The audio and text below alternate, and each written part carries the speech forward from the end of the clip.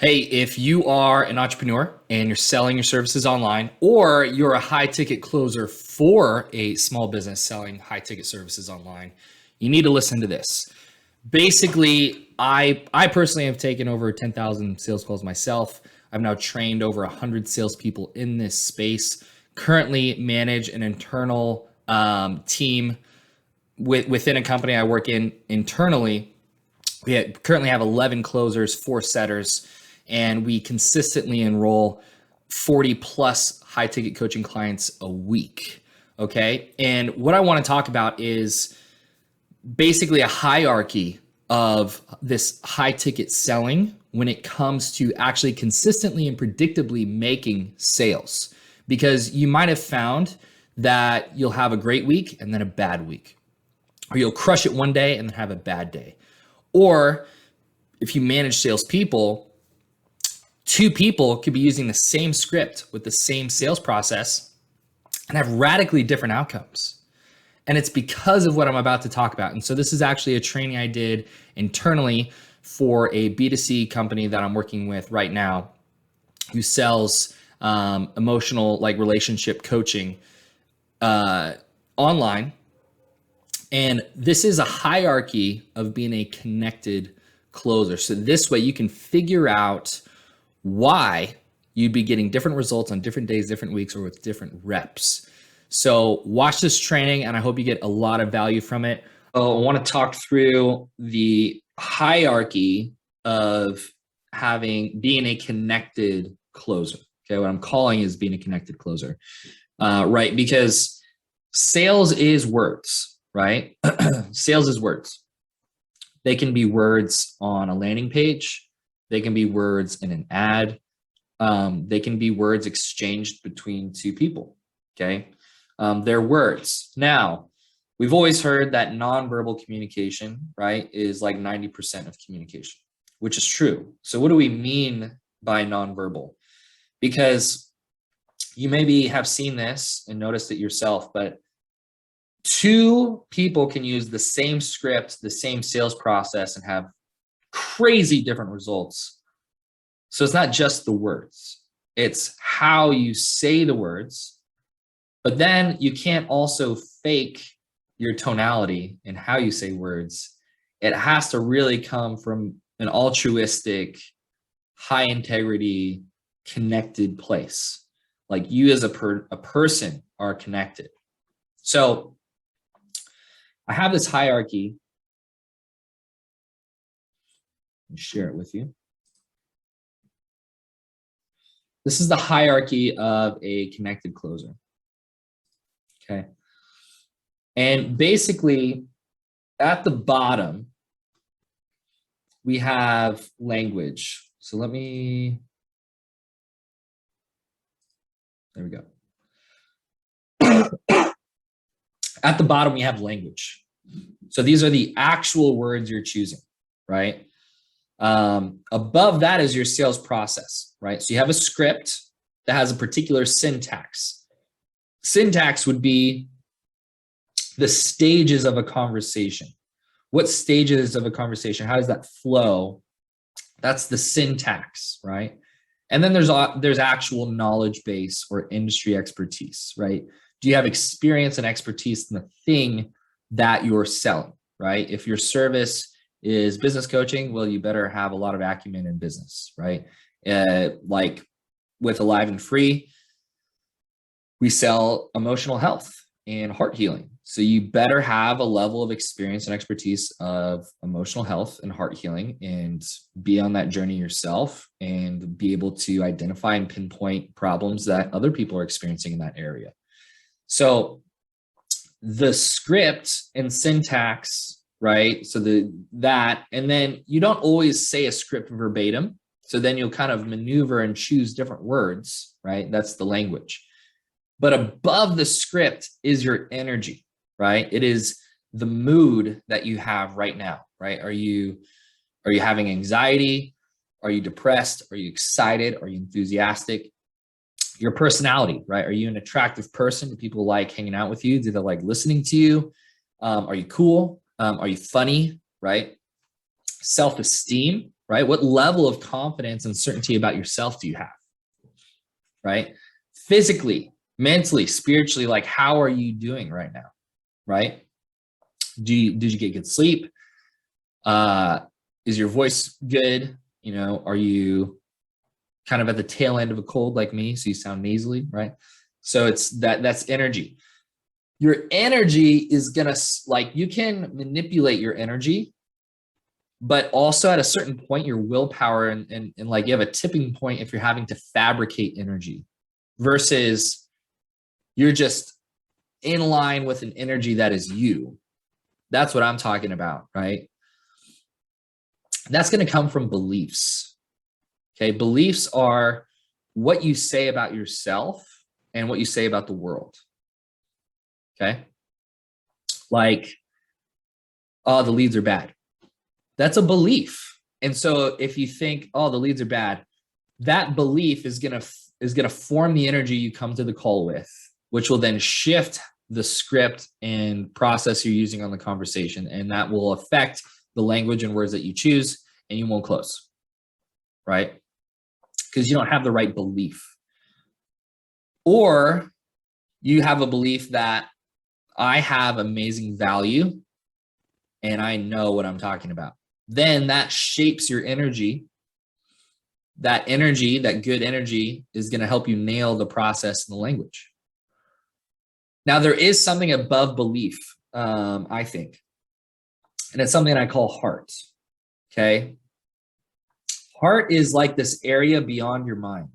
Okay. Because I think there's certain things that we believe in our head, but we actually don't like usher into the world. We don't bring into reality because there's actually something deeper and an effect and a sickness, almost a disease, or a brokenness in our heart.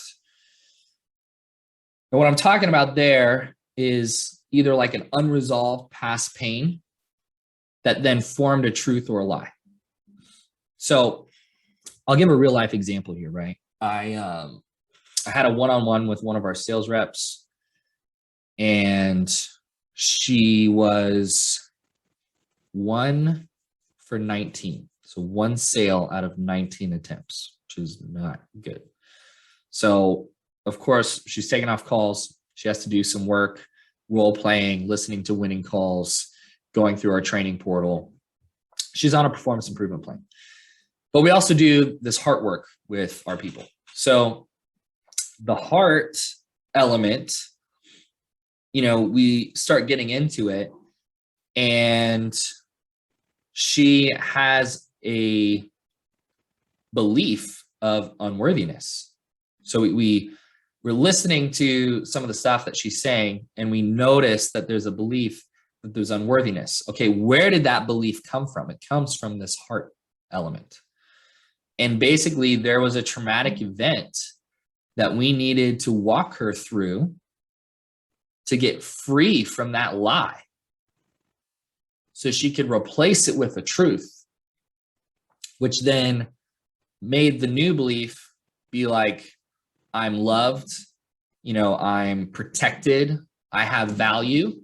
That shifted the energy, process, the language. And then she closed 7 out of 14, 50%. So she went from 1 out of 19 to 7 out of 14. That is a huge stark contrast, and that happened in a week. So this stuff obviously does matter and does work, okay? So to be connected and congruent and aligned, you know, there's various words that people use in the industry for this, but I'm calling it connected, right? If you're a connected closer, there's a hierarchy to you being able to close. And it's not just getting good language, right? With the right objection overcomes. If someone says, I need to think about it.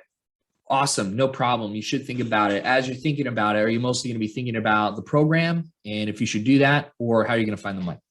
Like how you say that and when you segue into it and the energy that you bring into it, and the energy being formulated by a belief of certainty and worthiness and self-love, and that coming from a healed heart, that's what helps you execute the whole communication process between two people. Because ultimately, everyone can be in a buying state.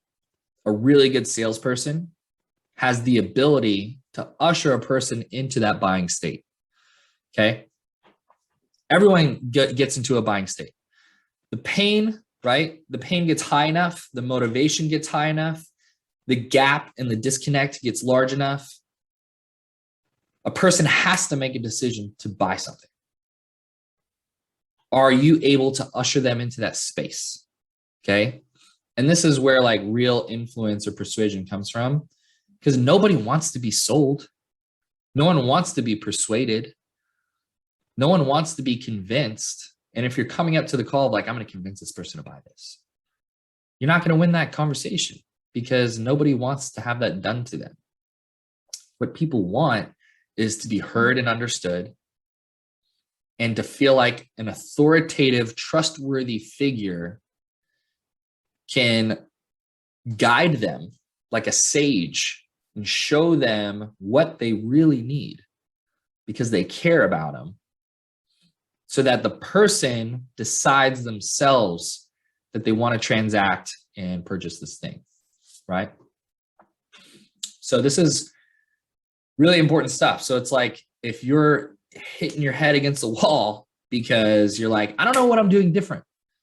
Like 2 weeks ago, I was crushing, I was closing people. I'm not changing the words that I'm saying. Like, what's going on?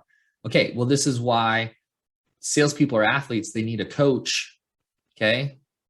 The athlete can't see what they're doing wrong in the game.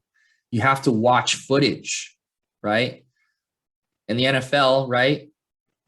They have footage day, right? They have a day where they just look at the reel of the game and they assess themselves based on what actually happened.